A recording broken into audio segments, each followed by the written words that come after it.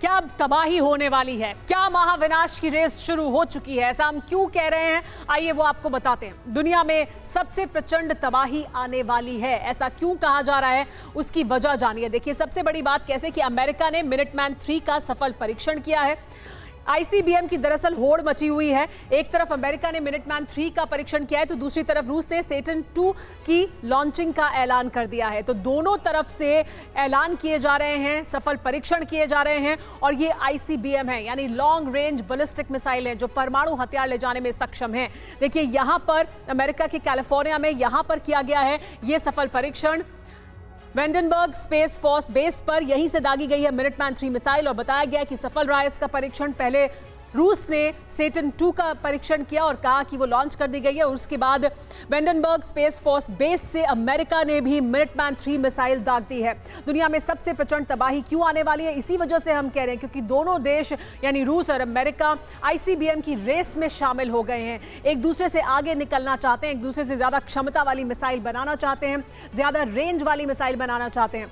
यहीं से देखिए किस तरह से हमने आपको दिखाया दागी गई मिसाइल। लेकिन दरअसल रूस, चीन, ये वो तमाम देश हैं जो इस होड़ में शामिल हैं। यहाँ से देखिए, हम आपको ये भी बता रहे हैं कि कहाँ से फायर की गई थी ये मिसाइल फायर की गई मार्शल आइलैंड से। और जो सफ़र इसने तय किया वो 4200 मील का सफ़र तय किया कैलिफोर्निया अमेरिका तक। ये वो रेंज है जो इस मिसाइल की थी मिनटमैन 3 की। और बताया गया कि ये सफल रहा। वेंडनबर्ग से तय टारगेट पर गिरी मिनटमैन 3। मिनटमैन 3 की रेंज में चीन और रूस, ये दोनों देश हैं। यानी इतनी क्षमता इसकी है, इतनी रेंज इसकी है मिनटमैन 3 की कि इसकी रेंज में चीन और रूस दोनों आ जाते हैं। यही लगातार रूस और चीन की तरफ से भी कहा जा रहा है कि रूस भी ये बता रहा है कि कैसे रूस के पास भी सेटन 2 मौजूद है। यानी रूस की रेंज में अमेरिका है और अमेरिका की रेंज में रूस और चीन है। लगातार जो दुनिया की बड़ी बड़ी ताकतें हैं उनके बीच आईसीबीएम को लेकर रेस शुरू हो चुकी है। अब आपको सेटन 2 के बारे में भी बनाता है। मिनटमैन 3 का टेस्ट किया है अमेरिका ने और सफल परीक्षण किया है, लेकिन सेटन 2 की रेंज क्या है, वो जिसको कह रहा है रूस की, उसके पास मौजूद है। इसकी रेंज 17,900 किलोमीटर है। इसकी रफ्तार 33,000 किलोमीटर प्रति घंटा है और ये सक्षम है अमेरिका तक हमला करने में। ये लैस है 15 एटमी हथियारों से। देखिए, ये क्षमता है इसकी, ये इसकी ताकत है सेटन 2 की। लेकिन एक बार फिर अगर इसे कंपेयर करें मिनटमैन 3 के साथ, यानी इसकी तुलना अगर करें मिनटमैन 3 के साथ, जो अमेरिका की आईसीबीएम है उसकी रेंज 10,000 किलोमीटर है। उसकी रफ्तार 28,000 किलोमीटर प्रति घंटा है मिनटमैन 3 की। रडार में चीन और रूस दोनों आते हैं, यानी वहां दोनों जगह तक वो मार कर सकती है। और 3 वॉरहेड से लैस है ये आईसीबीएम अमेरिका की।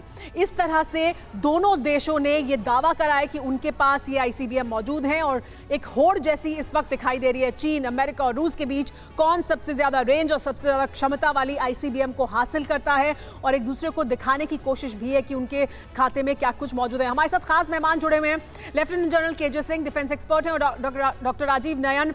सबसे पहले लेफ्टिनेंट जनरल केजे सिंह, मैं आपसे जानना चाहूंगी सर, ये हम लगातार देख रहे हैं कि रूस ने जब हमला किया यूक्रेन पर, उसके बाद से हथियारों की होड़ हम देख रहे हैं, ड्रोन्स की होड़ हम देख रहे हैं, लेकिन आईसीबीएम की भी होड़ है देशों के बीच। और ये दिखाने की कोशिश कि आप हमारी रेंज में हैं, हम न्यूक्लियर वॉरहेड से लैस आईसीबीएम दाग सकते हैं। अमेरिका ये कह रहा है रूस और चीन तक पहुंचेगी, और रूस ये कह रहा है कि अमेरिका उसकी रेंज में है। ये कहां जाके थमेगा, या ये रेस अभी और चलेगी? सुमेरा, जय हिंद। आपने मुझे अपनी चैनल के में शामिल किया, उसके लिए बहुत धन्यवाद। ये जो मुद्दा आपने अभी उठाया है, ये बहुत ही चिंताजनक और गंभीर मुद्दा है। और जैसे कि आप ग्राफिक्स की मदद से दिखाने की कोशिश कर रहे हैं कि मिसाइलें इतनी बड़ी रेंज की हैं कि दुनिया का कोई भी हिस्सा इनसे सुरक्षित या महफूज नहीं है।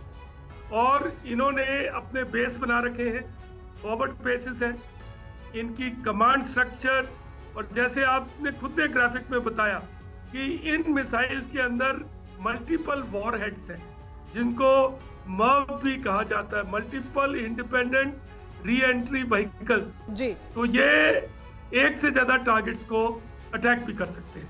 लेकिन सुमेरा जी, हम आपकी चैनल की माध्यम से एक अपील भी करना चाहते हैं कि राजनीतिक देश, हमारे पीएम मोदी साहब ने भी बोला था कि ये युग लड़ाई का युग नहीं है, ये युग विस्तारवाद का युग नहीं है। तो अगर हम आईसीबीएम में फंस गए तो फिर तो कोई भी सुरक्षित नहीं है। लेकिन सर हकीकत यही है कि अभी हम आईसीबीएम की रेस में देख रहे हैं कि दुनिया फंसी है उस रेस में। हथियारों की होड़ है, आईसीबीएम को हासिल करने की होड़ है, आपके पास कितनी न्यूक्लियर क्षमता है ये दिखाने की होड़ है। डॉक्टर राजीव नयन भी हमारे साथ मौजूद है, सर उनको भी शामिल कर लेते हैं। डॉक्टर राजीव नयन, ये जो रेस है वो परमाणु हथियारों को लेकर, आईसीबीएम हथियारों को हासिल जो मिसाइल है उनको हासिल करने को लेकर, ड्रोन्स को हासिल करने को लेकर, सिर्फ ये बड़ी ताकतें ही नहीं, छोटे देश भी ये कोशिश कर रहे हैं कि वो इन्हें हासिल करें। वो भी चाह रहे हैं कि उनका जो बजट है वो बढ़ाएं। हम क्या उस युग से बाहर आ गए जब हम ये कहते थे कि ये युद्ध का युग नहीं है, ये शांति का युग है? नहीं, देखिए, यूक्रेन की लड़ाई ने तो साबित कर दिया कि जो हम कई सारी बातों को कर रहे थे, कई सारे सिद्धांतों को ला रहे थे, वह लगभग गलत साबित हो गया। लेकिन जब आपने बात कही है क्या मिसाइल रेस की, मिसाइल अब इसे रेस कहे या बिल्डअप कहे, ये तो चल रही है। चीन ने भी DF-31, DF-41 के साथ साथ हाइपरसोनिक मिसाइल्स टेस्ट कर रहे हैं। और यह जो आपने अभी जिस मिसाइल या आईसीबीएम की बात की है, ये कोई नई मिसाइल नहीं है। इसे एयरफोर्स ने अभी दागा है कि एक रूटीन टेस्ट सा ही प्रतीत होता है, और इसके पहले 300 से ज्यादा बार इसका टेस्ट किया जा चुका है। यह कोल्ड वॉर के समय का मिसाइल है। मिनटमैन हाँ उस समय बड़ा ही एक्साइट किया था जब यह मिसाइल पहली बार लॉन्च किया गया था कि बहुत जल्दी ही एक भूभाग से दूसरे भूभाग में पहुंच सकती है।